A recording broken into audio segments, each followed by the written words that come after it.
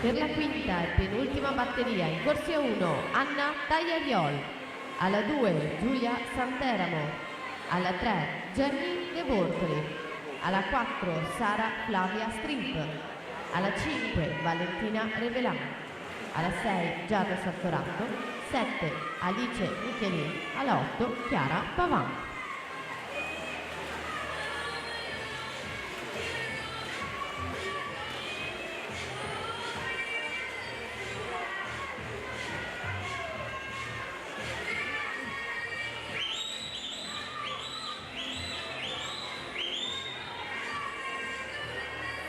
Batteria 4 in acqua, prima delle 3 teste di serie.